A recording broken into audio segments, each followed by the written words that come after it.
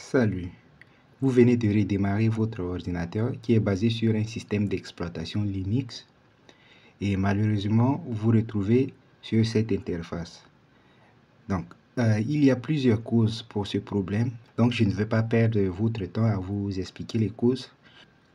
En général, ce problème apparaît lorsque le groupe ne parvient pas à trouver le noyau de Linux ou bien le fichier de configuration nécessaire pour redémarrer votre ordinateur. Cela peut arriver lorsque vous avez fait une mise à jour ou bien lorsque vous avez fait une installation incorrecte ou bien lorsque vous avez modifié les partitions de votre disque. Bon, comme je vous ai promis tout à l'heure, je ne vais pas perdre trop de temps à expliquer les causes. Je vais plutôt essayer de résoudre ce problème qui est actuellement le mien, mais qui pourrait aussi vous aider à résoudre le vôtre. Alors, lorsque j'ai rencontré cette difficulté, j'ai essayé de regarder rapidement sur YouTube pour voir s'il y a des vidéos là-bas qui pouvaient m'aider. Et j'ai vu un petit là-bas sur une chaîne anglophone qui a juste tapé Exit et ça a marché. Certains disent qu'il faut taper Restart, donc redémarrer, Restart.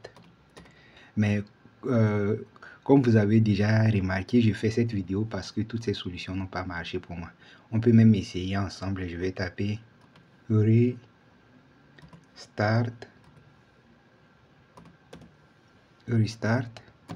Entrée. On dit que la commande n'est pas reconnue. Alors si je tape par exemple Reboot, R-E-B-O-O-T, Reboot, j'appuie sur Entrée. L'ordinateur va redémarrer, mais malheureusement, je vais encore me retrouver sur ce même écran. C'est-à-dire que le problème n'est pas résolu, vous voyez. Je suis sur le même écran. Et même si je tape Exit, ce que j'ai vu fonctionner sur d'autres vidéos YouTube ne va pas marcher pour moi. J'ai tapé Exit et j'appuie sur Entrée. L'ordinateur s'éteint, redémarre et je me retrouve sur le même écran. Alors, la solution que je vous propose est la suivante. Nous allons utiliser cet invite group pour saisir certaines commandes afin de résoudre le problème. La première étape que nous allons faire bientôt, c'est d'identifier les partitions qui sont sur notre disque. Donc, pour cela, je vais taper la commande ls et je vais appuyer sur Entrée. Ce que fait cette commande, c'est d'afficher tout simplement les partitions qui sont sur notre disque. Et maintenant que nous avons les partitions, nous allons chercher celle qui contient l'installation de Linux. Je vous rappelle que sur mon disque, ce PC, j'ai installé Linux Mint. M-I-N-T. Mais je pense que si vous avez une autre distribution de Linux, surtout Debian, vous devez suivre exactement les mêmes étapes dans ce tutoriel pour résoudre votre problème. Donc, nous avons nos partitions qui sont là. Nous allons nous focaliser sur les partitions qui sont HD0, virgule et quelque chose après. Par exemple, dans mon cas ici, les partitions qui m'intéressent, c'est HD0, GPT3, HD0, GPT2 et HD0, GPT1. Maintenant, nous allons chercher dans chaque partition que je vous ai mentionné ici pour voir dans laquelle est installé Linux. Donc, on va faire ls pour chacune des trois partitions et on devrait normalement trouver un dossier boot. Un dossier qui commence par /boot ou bien /etc ou bien /home. Ça veut dire, si vous avez une partition qui contient l'un de ces dossiers, c'est là où votre Linux est normalement installé. Donc, je vais commencer par chercher dans HD0 GPT3. Pour cela, je fais la commande ls. Ensuite, j'ouvre la parenthèse et je fais HD0, virgule, GPT-3. Je ferme la parenthèse. Ensuite, slash. Slash du genre forward slash, pas le backward slash. Et puis j'appuie sur Entrée. Ah. Maintenant, vous pouvez voir ici que loss plus found, j'ai boot slash. Ensuite, j'ai etc aussi. Donc, c'est sûrement dans cette version que Linux est installé. Mais on peut aussi chercher néanmoins dans les deux autres versions pour voir si on a fait la bonne découverte. Pour cela, je vais ramener cette commande et je vais changer tout simplement le 3 par 2 et je tape sur Entrée. Et fi. Il n'y a pas boot, il n'y a pas etc. Alors, je vais encore chercher dans GPT-1. Entrée. Et ici, il n'y a vraiment pas le dossier qu'on cherche, l'un des dossiers qu'on cherche. Alors, maintenant que nous avons identifié la partition qui contient notre installation, nous allons manuellement charger le noyau. Pour cela, nous allons taper les commandes suivantes. Suivez bien. La première commande est set, S-E-T, root égale, et on indique tout simplement la partition qui nous intéresse. C'est HD 0, GPT-3. Je saisis lentement puisque j'utilise une main pour saisir le téléphone, pour tenir le téléphone, et je tape avec une main seulement.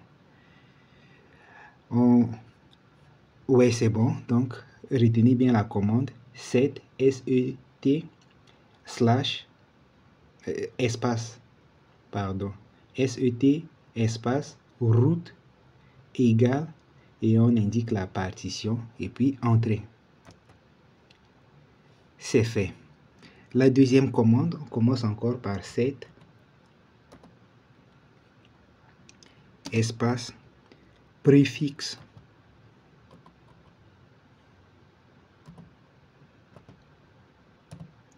préfixe, P-R-E-F-I-X, égale, encore, on indique la partition qui nous intéresse, HD0, virgule, GPT-3. On ferme, slash, boot, B-O-O-T, slash, grub, G-R-U-B. Et je vais appuyer sur Entrée.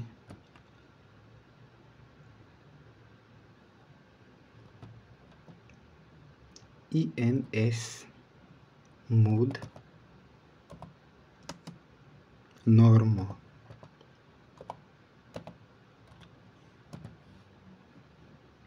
Entrée. INS mode Linux. Entrée. Mais comme je ne connais pas la version de mon noyau, je vais essayer de lister les noyaux disponibles en faisant la commande ls hd0 GPT-3 slash boot et slash, puis je vais appuyer sur Entrée. Normalement, cette commande devrait lister les noyaux disponibles. Et comme vous voyez, cette commande a affiché une liste de noyaux ici. Les fichiers qui commencent par VM, Linux, ce sont des noyaux.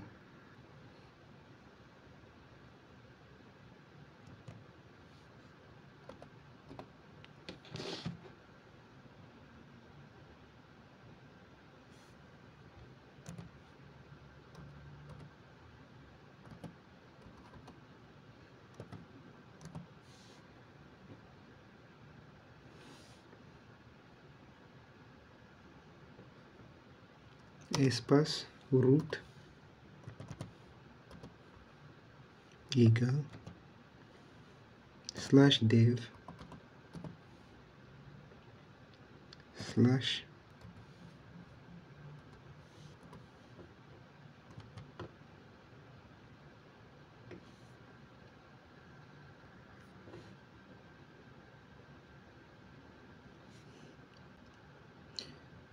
on va appuyer sur entrée. Ensuite, init rd /boot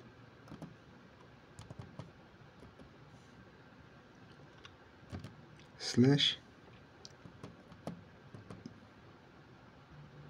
init rd point, non c'est point, img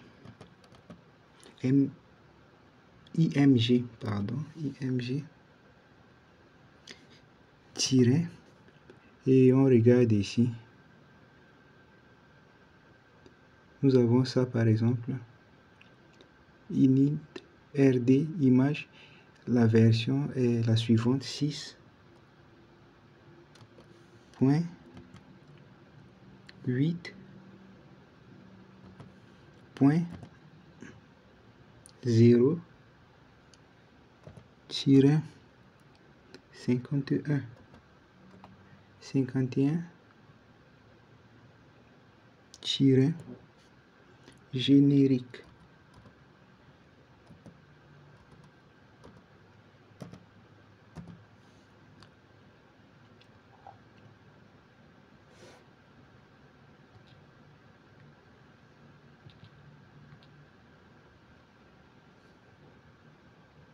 Saisissez correctement et puis appuyez sur entrée.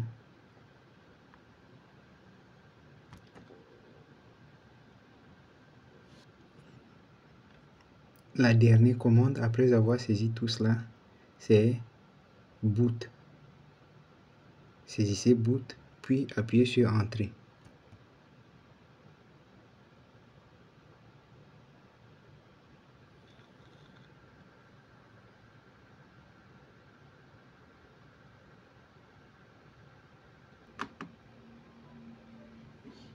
Alors, comme vous le remarquez, ça a bien fonctionné pour moi. Il me reste qu'à entrer mon mot de passe. Et puis, c'est tout.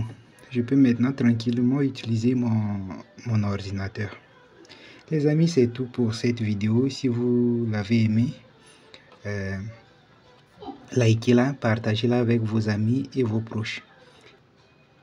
Et si vous avez d'autres questions, n'hésitez pas de les partager dans les commentaires. Les amis, c'est tout pour cette vidéo. Au revoir et à bientôt.